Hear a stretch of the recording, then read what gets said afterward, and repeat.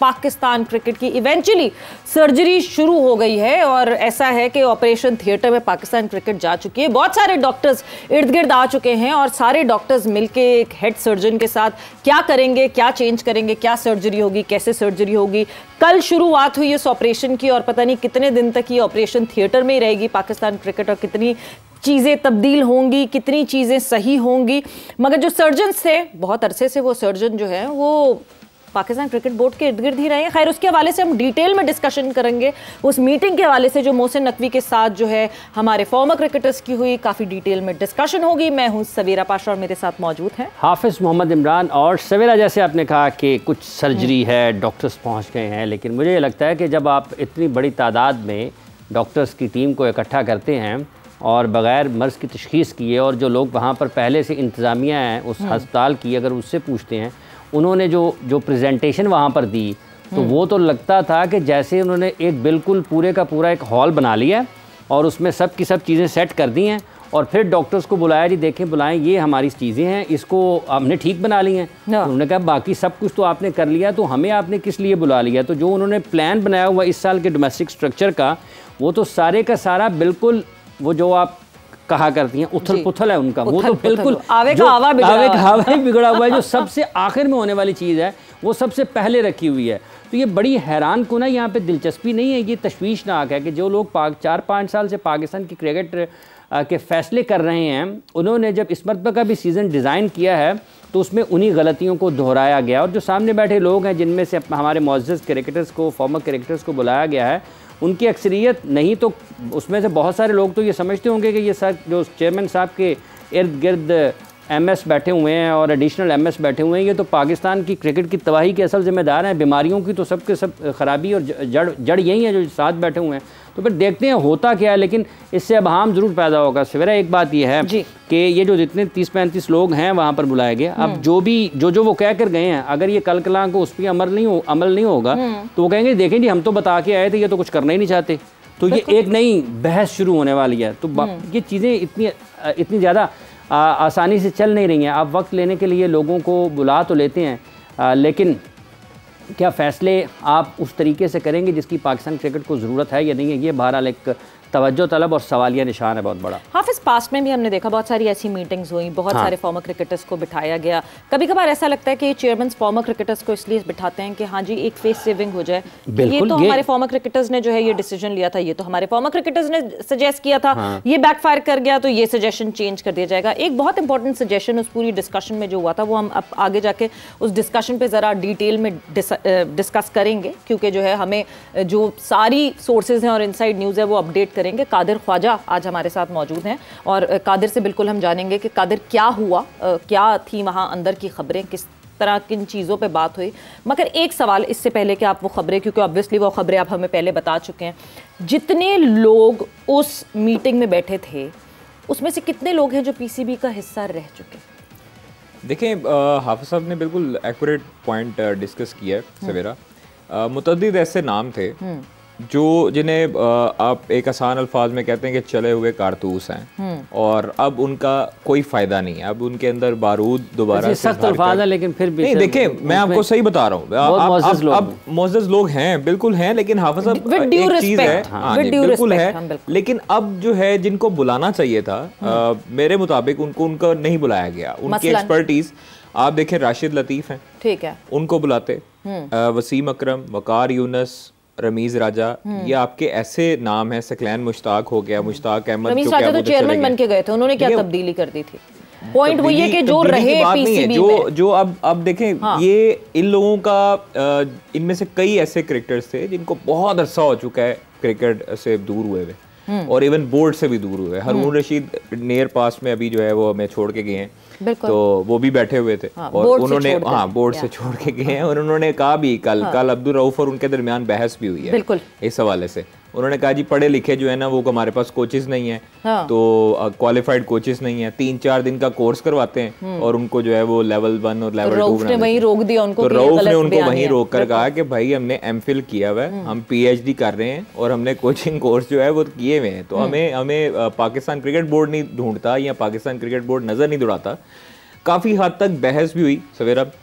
मुतअद्दिद ऐसे क्रिकेटर्स हैं सीनियर जिन्होंने कौमी टीम की भी खास तौर पर क्लास की है और बैशिंग की है अच्छी खासी, उन्होंने कारकर्दगी के हवाले से भी कहा। उन्होंने कहा जी आपके ओपनर्स एक दो को निकाल के कौमी टीम में सब स्लॉगर्स हैं जी, सब जो है वो टुल्ले मारते हैं। ये टुल्ले का लफ्ज वहां पर यूज किया गया सादिक मोहम्मद साहब की तरफ से, बिल्कुल सादिक मोहम्मद साहब का कहना था, हाँ जी, उधर से यूज किया गया। और फिर सलमान बट ने भी उनको बैक किया। उन्होंने कहा जी कि आपके जो टीम है उनके कप्तान और नायब कप्तान को पिच रीड करनी नहीं आती, उनको डिसीजन लेने नहीं आते कि डिसीजंस कहाँ पर लेने चाहिए और कहाँ पर नहीं लेने चाहिए। फिर उसके बाद उन्होंने एक डोमेस्टिक जो स्ट्रक्चर था, हाफिज साहब ने जिस तरह कहा, उनको चेयरमैन साहब को और वहाँ पर जो लोग थे वो हैरान रह गए थे सलमान बट की बातें सुनकर। और उससे जो जितने वहाँ पर अरकान थे, जो मेंबर्स थे उस वक्त जो इजलास अटेंड कर रहे थे लोग, वो सब हैरान रह गए थे और सब ने एग्री किया सलमान बट की बात को। उन्होंने कहा कि आप जो है वो पेंटेगुलर जो 5 टीमों का टूर्नामेंट है वो पहले करवाना चाहते हैं और पिछले साल के अब देखें जैसे कता कलामी की मादरत चाहता हूँ, आपने कहा कि हैरान रह गए। वहाँ पर एक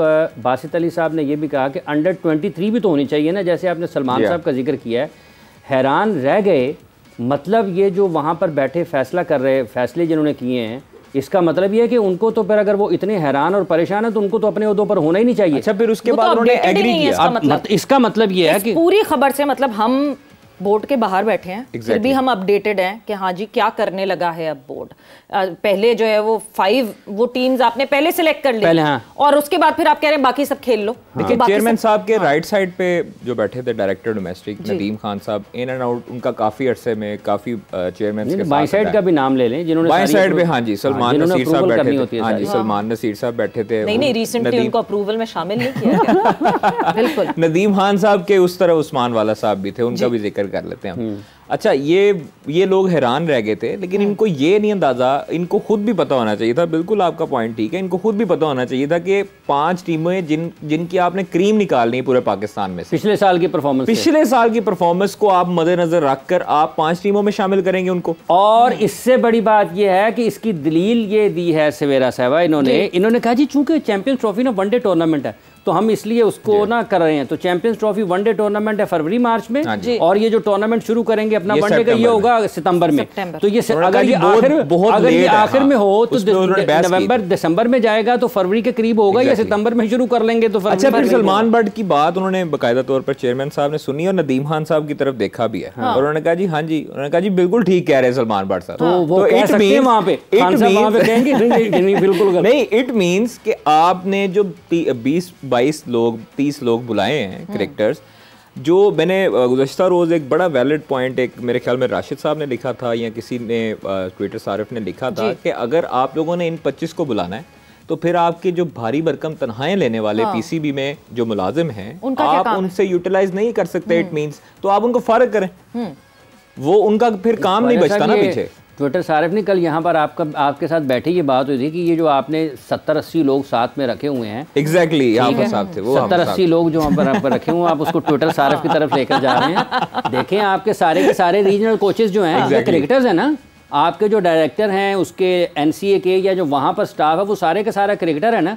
और सबसे बड़ी बात यह है, देखिए पाकिस्तान क्रिकेट बोर्ड के पाकिस्तान क्रिकेट के ओपिनियन मेकर्स कौन है? पाकिस्तान क्रिकेट के ओपिनियन मेकर्स कौन है? जिनको लोग सुनेंगे, जिन्होंने मिलियंस में जिनको सुना जाना है, जिनकी राय अहमियत रखती है, जिन्होंने बहुत बड़ी कामयाबियां हासिल की हुई हैं, और जिनको हत्ता के हुकूमतें भी बुलाकर पूछती हैं कि जनाब हमने क्या करना है। तो जैसे आपने नाम लिया है, कहाँ है फिर वसीम अकरम साहब, कहाँ है राशिद लतीफ़, कहाँ है मोइन खान, कहाँ है शाहिद आफरीदी, कहाँ है यूनुस खान, कहाँ है शोएब अख्तर, कहाँ है मोहम्मद हफीज़, ये सब लोग जो हैं, मिसबाउल हक कहाँ पे हैं? मतलब आप गिनती कर लें। उसे एक और बड़ी दिलचस्प बात है, खेल रहे हैं ना, एक और बड़ी दिलचस्प बात है, थोड़े से एक और बड़ी दिलचस्प बात है कि ये तो हमने, इन्होंने जो बात आप कर रहे हैं ना, इन्होंने ये तो है कि आज क्या तारीख है ख्वाहिश साहब? 9। ये कर रहे हैं कि 10 जुलाई को क्या होगा, 10 जुलाई को क्या होगा, मतलब वो होगा नहीं होगा ये किसी को नहीं पता। लेकिन ये जो पीछे सानेहा US से हुआ है, इसके बारे में भी तो लोगों को बताया ना कि इसका जिम्मेदार कौन है। हाँ, जिसने टीम सेलेक्ट की वो तो वहां पर मौसूफ खुद विकेटें उड़ा रहे हैं, बल्कि रिवर्स स्विंग भी हो रहा है उनका। तो लोगों को ये भी तो बताना चाहिए ना कि जो पाकिस्तान के क्रिकेट के साथ हुआ है, ये इसकी जिम्मेदारी कौन है कि किसके ऊपर है? उसके बारे में हाफिज साहब आपको अच्छी खबर जल्दी मिल जाएगी। जो सिलेक्शन कमेटी में इस सारी चीज के जिम्मेदार थे उनको भुगतना पड़ना है अल्टीमेटली। अब वो चाहे जितने मर्जी करीबी किसी के भी हों, वो उस चीज पे भी नहीं रहे। नहीं, वो अब नहीं रहे, वो इस चीज पे कंप्रोमाइज नहीं होने वाला। सिलेक्शन कमेटी, कादिर एक मुझे बात बताएं, यहाँ पे मैं इसलिए इस कॉन्वर्जेशन को रोकूंगी। सिलेक्शन कमेटी थी, सारे लोग, पूरी सिलेक्शन कमेटी थी। आपको याद होगा हमारा स्क्वाड डिले हुआ था, क्यों? क्योंकि मिनट्स नहीं भेजे गए थे। ठीक है, मिनट्स होंगे, अब चेयरमैन साहब के पास मिनट्स आ गए, सबको पता है क्या डिसीजन किसने लिया, क्या बात किसने की, क्या किया। फिर बायस डिसीजन नहीं होना चाहिए। ऐसा नहीं होना चाहिए कि वहाब, रियाज और रजाक को आप यूं करके पिक करें और बोले नहीं जी इनको बाहर निकाल दो, इन्होंने टीम बुरी सिलेक्ट की थी, बाकी और सब क्या टेप लगा के बैठे हुए थे मुंह पे? नहीं, बाकी और सबकी अकाउंटेबिलिटी बराबरी की बिल्कुल होनी चाहिए और बराबर होनी चाहिए। देखिए, बात सिंपल सी है कि जब आप ज्यादा सिलेक्शन कमेटी में दिमाग घुसा लेंगे और आपकी वोटिंग के मुताबिक आपकी सिलेक्शन दिमाग ज्यादा घुसा लेंगे, उस वक्त आपकी जो है फिर वोटिंग हुआ करेगी। बाकी घुसे थे, जी एग्जैक्टली घुसे थे, और दिमाग के साथ साथ वोटिंग भी हुई थी। अच्छा, तो आपके जब प्लेयर्स के दौरान आपके पास इत्तेफाक ना हो और आपका ऊपर एक हेड ना हो, आपका डिसीजन मेकर ना हो जिसको चीफ सेलेक्टर कहा जाता है, तो फिर इसी तरह के फैसले होने थे कि आपने आजम खान, साइम अयूब, शादाब खान को सामा मीर की जगह ज़रूर शामिल करवाया, और उसकी वजह से अक्सर हमने रिजल्ट भी देखे हैं। शादाब खान की परफॉर्मेंस अच्छी नहीं रही थ्रू आउट द टूर्नामेंट। एक 40 निकाल के जो पहले मैच में उन्होंने किया, फिर उसके बाद से उनकी ना बैटिंग चली ना बॉलिंग चली। तो ये डिसीजंस जो थे, और ख़ास तौर पर अभी कप्तान से बातचीत नहीं हुई, कप्तान से अभी मीटिंग नहीं हुई। अच्छा, वैसे एक बड़ी दिलचस्प चीज़, बड़ी हैरान कुन चीज़ है कि पाकिस्तान वर्ल्ड कप से खेल कर वापस आया है। 6 तारीख को पाकिस्तान यूएसए के खिलाफ मैच खेला था ना, और 7 को पाकिस्तान का एक वहाँ पर स्टार्स का डिनर था, जो कि मीटअप जो इन्होंने बाद में उसको मनसूख किया। न्यूयॉर्क 9 को पाकिस्तान का इंडिया के साथ न्यूयॉर्क में मैच था। 9 को पाकिस्तान एक तरह से वर्ल्ड कप से बाहर हो गया था। और आज क्या तारीख है? 9 जुलाई है, जो संजीदा महीना हो गया ना। तो 9 जुलाई आ गई है, 1 महीना हो गया है। पाकिस्तान क्रिकेट बोर्ड के चेयरमैन अभी तक पाकिस्तान टीम के कप्तान से नहीं मिले हैं, कि जो सबसे ज़्यादा अहमियत है जिसकी, कि जो हारे हैं वो क्यों हारे हैं और आगे कैसे जाना है, उनका तो अभी तक कोई इनपुट नहीं लिया उन्होंने। और जो कोचेस से मुलाकात हुई है वो भी अभी हुई है, और जिन लोगों ने सिलेक्ट किया था, अभी होनी है दूसरा सेशन, ठीक है, जिन लोगों ने सिलेक्ट किया था पाकिस्तान क्रिकेट टीम को, उन लोगों से भी अभी कोई मुलाकात नहीं हुई है। तो जो आपने बताना था इस प्रेजेंटेशन में सबसे पहले, जो आपने कहा कि हमने डोमेस्टिक, सबसे पहले तो कप्तान और कोच को बैठना चाहिए था। ये बात है। सबसे पहले तो आपने मतलब मोहल्ले वालों को बुला लिया, पर आपने जो जिस घर में आग लगी हुई है उस घर वालों से तो पूछा ही नहीं। अभी सीनियर टीम मैनेजर तो रिपोर्ट जमा करवा गए थे, ठीक है, और कोचेस कल भी मिले, उन्होंने बाकायदा तौर पर रिपोर्ट्स बताई भी, और जो गलती कोताही जिस प्लेयर्स को उन्होंने हाईलाइट किया वो भी बताया। जो हमें सोर्सेज बताते हैं, उन्होंने तमाम तर चीज़ें उनके इल्म में लाकर उनको बताया कि ये प्लेयर जो था वो नॉन सीरियस एटीट्यूड था, ये प्लेयर संजीदगी से ग्राउंड में इम्प्लीमेंटेशन नहीं कर रहा था जो गेम प्लान बताया जा रहा था, और ये गलतियां कोताहियां हैं जिसकी वजह से कप्तान और बाकी प्लेयर्स आपस में जेलिन नहीं नजर आए। तो ये जो उन्होंने आयरलैंड के बाद जो पोस्ट मैच प्रेस कॉन्फ्रेंस थी, वहां पर भी उन्होंने ये बात की थी ड्रेसिंग रूम में, जो गैरी ने की थी, और उसके बाद कल भी बताया, आज जो है वो मजीद उनको फ्री हैंड कल दिया गया है कि आप जो मर्जी फैसले करें। आज भी जो होगा वो जो तमाम तर चीजें होंगी आगे कप्तान का जो एक अजीब सी खिचड़ी बन रही है। फैसले जो हैं वो कोच भी करें, फैसले वो फॉर्मर क्रिकेटर्स भी करें, बाबर आजम कप्तान रहेंगे नहीं रहेंगे, फॉर्मर क्रिकेटर्स उनको डोमेस्टिक की तरफ छोड़ा। ये तक कहा गया कि बाबर आजम कप्तान बनेंगे कि नहीं बनेंगे, ये फैसला फॉर्मर क्रिकेटर्स का होगा। ये भी बयान आया, और ये बयान आपने ही हम तक पहुंचाया।